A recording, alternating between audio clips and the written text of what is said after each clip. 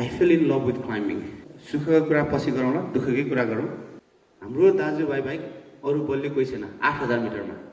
So many underdog. There are so many Red Bull athletes. There are so many like crazy next level mountaineer in this country. बोल्ने कुरामा अलि बोल्नु पर्छ है। भगवान जस्तोहरु बस्दिनु हुन्छ, जे पनि हाँस्दिनु हुन्छ, त्यही भएर नि त हामीलाई खैरेले नै हेर्ने, हैन? नढाटिकन भन्दाखेरि तपाईले जुन जेम्स होलको फिल्म हेर्नुहुन्छ नि, त्यो चाहिँ मैले रियल लाइफमा गरिरहेको मान्छे हो। है। अनि अहिले केटीको पनि अब स्पोन्सरशिप एकदमै गाह्रो हुन्छ नेपालमा।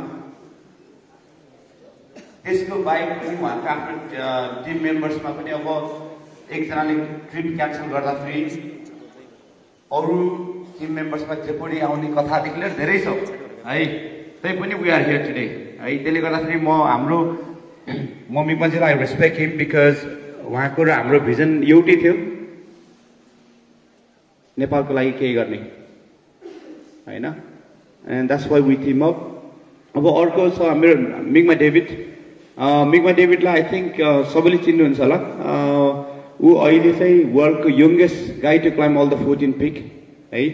मिगमासँग त म काम गरेको धेरै भयो। मिगमा लगायत मेरो टिम जस्तो साथी नभएको मेरो पहिलाको के अरे प्रोजेक्ट पोसिबल पनि सफल हुन्थेन हैन। मिगमा चाहिँ he is my right hand man, very down to earth, अनि more than that he is very humble person है। मेरो टिम मेम्बर म एकदम फुलमा जाँदैन। अनि हाम्रो मिगमा तेन्जी है, मिगमा तेन्जी ब्रदरसँग चाहिँ मैले फर्स्ट टाइम काम गरेको है। Migma Tenji brother is the testimony of Nepal, saying that there are so many underdog, there are so many Red Bull athletes, there are so many like crazy next level mountaineer in this country. थाहा नभएर हो नि त हैन। But I know, I salute him. भनेको हाम्रो talent छ। म यसमा I'll go more into it. Big brother, है, and how you are, and then how he deal with the problem, and how he is. Honestly, I don't think I will ever meet person like him. है। अनि हाम्रो दावा ब्रदरलाई चाहिँ मैले भेटेको चाहिँ camp 3 मा है। हामी चाहिँ शेष परे थियो। अब हाम्रो मिगमाजीको टिमलाई चाहिँ हामीले सपोर्ट गर्ने भनेर गएको थियौँ। हामी राम्रोसँग क्लाइमेटाइज पनि भएको थिएन। तै पनि अब दाजुभाइले सहयोग गर्ने भनेपछि अब त्यो जोस आउँदो रहेछ के हैन। एकदमै साह्रो परे पनि गएको। माथिबाट अब झर्दाखेरि अलिअलि हावा आएको थियो कि यस्तो हेर्छु केटाहरू त पुरा उडे जसरी तल खस्छ के। सो आम्मामा कति फास्ट। त्यतिखेरको चाहिँ माउन्टेनको इन्ट्रोडक्सन है। अभियसली अब हाम्रो दावा ब्रदर उहाँ धेरै बोल्नुहुन्न। हामी शेर्पाहरू त्यस्तै छौँ नि त हैन। बोल्ने कुरामा अलि बोल्नुपर्छ है। भगवान जस्तोहरु बस्दिनु हुन्छ, जे पनि हाँस्दिनु हुन्छ, त्यही भएर नि त हामीलाई खैरेले नै हेर्ने हैन। त्यसले गर्दाखेरि हैन, but he is very humble गाई। दाइको आफ्नै ठाउँमा छ। एकदमै खुसी लाग्यो दाइसँग अब हामीले यो काम गर्ने अपर्च्युनिटी पाउँदाखेरि। अरू त अब सबै प्रायः जस्तो मेरो अब जानकाजी भाइहरू हो। पहिला म त प्रोजेक्ट पोसिबलमै काम गरेको। अब ग्याल्जेन चाहिँ टिमको यङ्गेस्ट मेम्बर हो।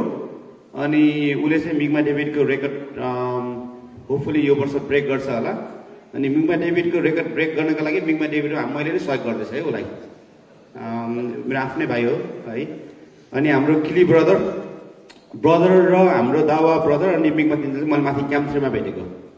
क्याम्प 3 का अलिक तल भनौँ न। एक्ज्याक्टली अगेन एब्सोल्युट मेसिन है। दाइ जस्तै भाइ पनि एकदमै क्वाइट हुनुहुन्छ। अलिअलि खायो भने डान्स चाहिँ दिनुहुन्छ मजाले। त्यो भन्दा अरू चाहिँ होइन। अनि पेमश्री हाम्रो पेमश्री ब्रदरको मेरो फर्स्ट इन्ट्रोडक्सन भनेको 2017 मा एभरेस्टमा थियो। त्यतिखेर चाहिँ के भएको थियो भने एभरेस्टको कुनै रिजनले गर्दाखेरि मेन फिक्सिङ टिमको काम सफल भएन। अनि अब म चाहिँ के अरे ब्रिटिस गोर्खाको टिमको चाहिँ एउटा इन्स्ट्रक्टर भएको कारणले चाहिँ मैले हाम्रै फिक्सिङ टिम बनाउने डिसिजन गरेर गयो हामी। हाम्रो दाइ चाहिँ फेरि हाम्रो शेरसन बाजेको गाइड हुनुहुन्थ्यो। उहाँ चाहिँ बेस क्याम्पभन्दा माथि जानै भएको थिएन। तै पनि हामी फिक्सिङ गर्दाखेरि चाहिँ ठ्याक्क माथि त्यो हिलारी स्टेपमा आएपछि ब्रदरले चाहिँ खतरा त्यहाँ चाहिँ फिक्सिङ हानेको थियो कि क्लमटाइज भएको छैन बुढो है। त्यसले गर्दाखेरि चाहिँ मैले त्यहाँमा के अरे दाइको काम देखेर चाहिँ मैले यो टिममा चाहिँ उहाँलाई छानेको। प्लस तपाईँलाई थाहा छैन भने उहाँको चाहिँ रेकर्ड 8000 मिटरमा चाहिँ 13वटा अक्सिजन बोतल लगको रेकर्ड छ। त्यो भनेको चाहिँ 54 केजी। 54 केजी भनेको चाहिँ हाम्रो मिगमा डेभिडलाई बोकेर हिँडेको है। इक्विभ्यालेन्ट।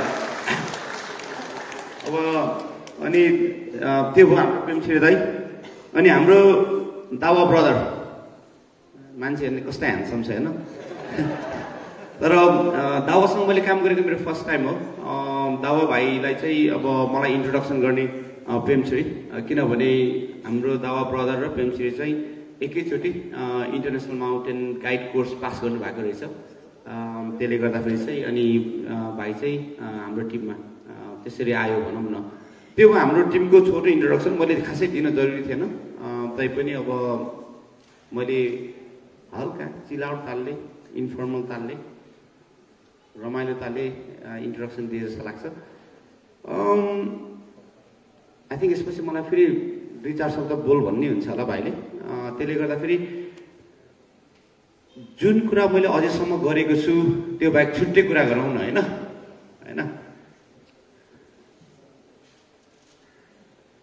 जति पनि यो रुममा हुनुहुन्छ, मैले अघि नै भनिसकेँ तपाईँहरू क्लाइम्बर्सहरू हुनुहुन्छ होइन।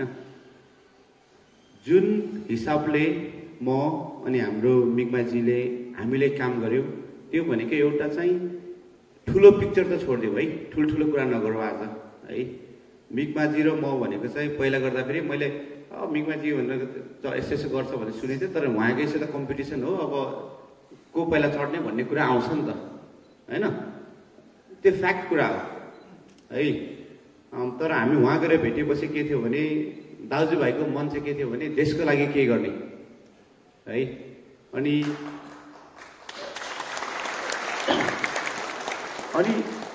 त्यो चाहिँ एकदम भित्री मनदेखि आएको हो कि, किनभने हजुरहरूलाई थाहा छ कि छैन होइन। म पहिला ब्रिटिस आर्मीमा काम गरेको मान्छे हो। ब्रिटिस आर्मीको पनि युके स्पेसल फोर्स भन्छ। नढाँटिकन भन्दाखेरि तपाईँले जुन जेम्स बोन्डको फिल्म हेर्नुहुन्छ नि त्यो चाहिँ मैले रियल लाइफमा गरेर आएको मान्छे हो है। अनि कुरा गर्दै जाँदाखेरि सुखको कुरा पछि गरौँला, दुःखकै कुरा गरौँ। मैले मेरो जागिर छोड्दै 6 वर्ष गरेको भए मेरो 1 मिलियन पाउन्डभन्दा बढीको पेन्सन आउँथ्यो। कुर्सीमा बसेर खैरेको छोरालाई काम बनाएर खाने ठाउँमा पुगेको थियो भनौँ न। 16 वर्ष मैले जब गर्दाखेरि चाहिँ मेरो करियरमा चाहिँ एक दिन पनि वर्ल्डमा शान्ति भएको थिएन। त्यसले गर्दाखेरि म जहाँसुकै लडाइमा चाहिँ गोली खाएर पनि बाँचेको मान्छे हो। गरेपछि 6 वर्ष भनेको चाहिँ अब पेन्सन पकाउने यताउति भन्ने इच्छा हुन्छ होइन मान्छेको, धेरै जसो लाउरेहरूको। तर I fail in love with climbing. मैले फर्स्ट क्लाइम्बिङ मैले गरेको 2012 मा है। अनि त्यसपछि अनि मैले कुरा बुझ्दै गएँ अनि एकदमै चित्त किन दुख्यो भने हाम्रो दाजुभाइ बाहेक अरू बल्ने कोही छैन 8000 मिटरमा है।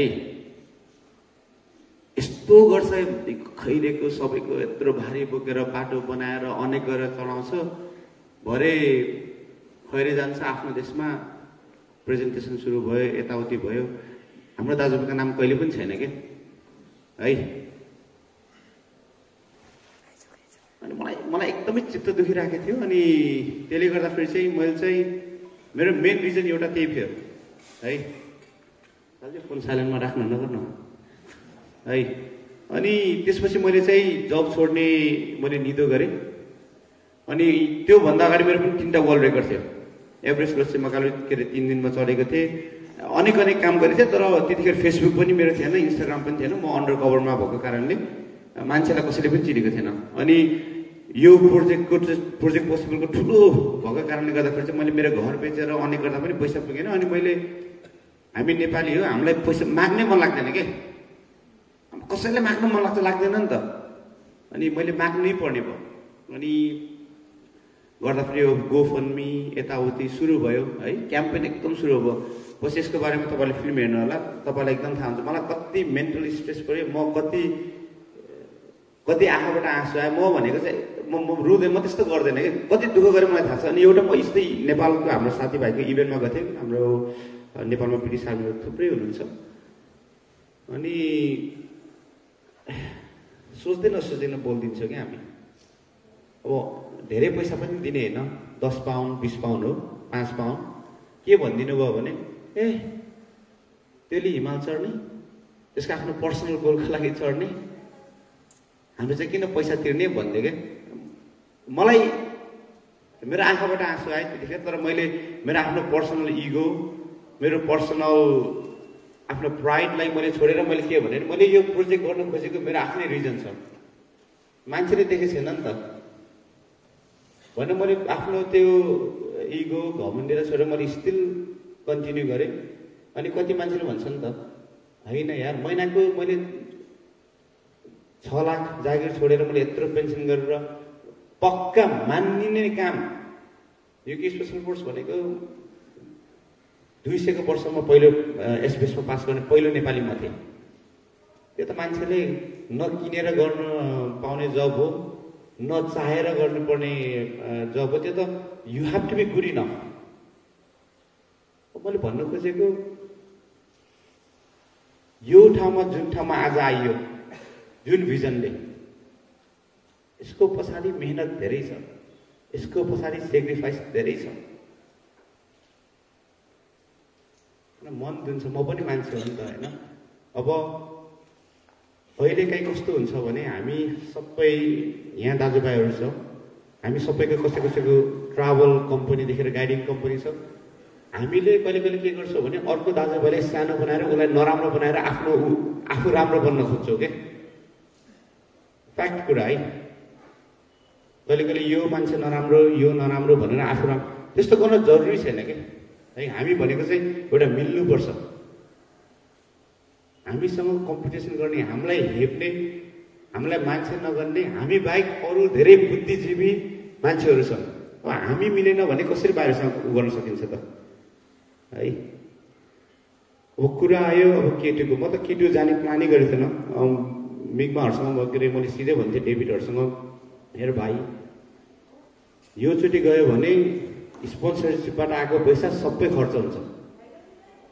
अर्कोचोटि गयो भने स्पोन्सरसिपबाट मात्र हामीले मिनिमम 1 मिलियन पाउन्ड पाउँछु मैले, किनकि यो ब्रान्ड भ्यालु बढ्दै थियो। अब हाम्रो बुक राम्रो भयो, सबै थाहा थियो मलाई।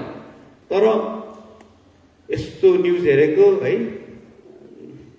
40 जनाभन्दा बढी हाम्रो इन्टरनेसनल साथीहरू चाहिँ उहाँ हिमालतिर गएपछि मलाई के डर लाग्यो भने अब K2 भनेको it was the last, the hardest and the greatest 8,000 meter peak that was still on climb in winter. त्यो बाइक त अर्को हाम्रो प्रुभ गर्ने चान्सै थिएन के। अनि त्यसपछि मैले के सोचेँ भने ल ठिकै छ है, अब न पहिला पनि पैसाको लोभ गरेर आएको पनि होइन यो फिल्डमा होइन, जस्टिसको लागि आएको। योचोटि पनि त्यही छ भनेर 2 महिना अगाडि मात्र प्लान गरेर हामी हिमालतिर लाग्यो। अनि स्टोरी गर्दै जाँदाखेरि के हुन्छ भने अहिले पनि जतिसम्म तपाईँले वर्ल्डमा समिट हेर्नु भएको छ, जति गर्नु भएको छ, जहिले पनि एकजना हुन्छ नि त होइन। अरे अन द फिल्डमा दुःख गर्ने भनेको त हामी हो नि त। मैले जति भारी बोकेछु त्यति मेरो दाजुभाइले बोकेछ, मलाई जति टेन्सन छ मेरो दाजुभाइले त्यति छ है। हामीले धेरै सोच्यो भने म चाहिँ के भन्यो भने हामी सबैले मेहनत बराबरै गर्छ भाइ हो होइन। दाजुभाइ त्योभन्दा अगाडि पछि म मिगमाजीलाई नै अलिकति ठाउँ दिन्छु। सबै मैले भन्यो भने फेरि अब उहाँलाई भन्ने कुरै बाँकी हुँदैन। त्यसले गर्दाखेरि चाहिँ समिटको अगाडि चाहिँ हामी सबै रोक्यौँ। त्यसपछि हामी दाजुभाइ मिलेर होइन टक्क अङ्गाला मारेर एकैचोटि चाहिँ एउटै टाइममा चाहिँ समिटमा चाहिँ नेसनल गीत गाएर जाऊँ भन्ने प्लान हामीले बेस क्याम्पमा फिक्स गऱ्यौँ। अनि भगवान्को कृपाले भने जस्तै भयो है। त्यहाँ गएर 10 जनामा 1 जना हुन्थ्यो होला यदि हामी गएको भए, जो कोही हुन्थ्यो होला, जम्मा 1 जना खुसी हुन्थ्यो। अहिले हामी सबै 10 जना खुसी छौँ, 10 जनाको परिवार खुसी छ। त्यो मात्र होइन,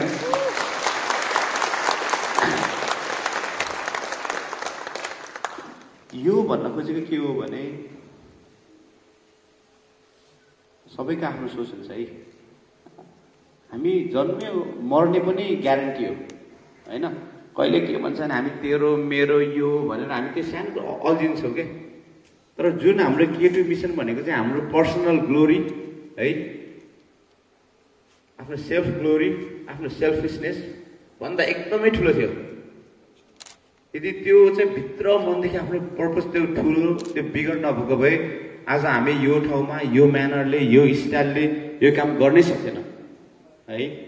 त्यसले गर्दा फेरि मैले अस्ति नै भनिसकेँ, हाम्रो नेपाल हामीलाई थर्ड वर्ल्ड कन्ट्री भन्छ, त्यही पनि आई थिङ्क वर्ल्डलाई चाहिँ एउटा पावरफुल मेसेज दिएर गइयो नि त होइन। युनिफिकेसनको मिनिङ भनेको के हो होइन, जहाँ सुकै भनेको नि कोलाबोरेसन मिल्यो भने राम्रो हुन्छ नि त होइन। ल किन एकजना मात्र हाँस्ने, सबै हाँस्नेदेखि लिएर हामीले के अरे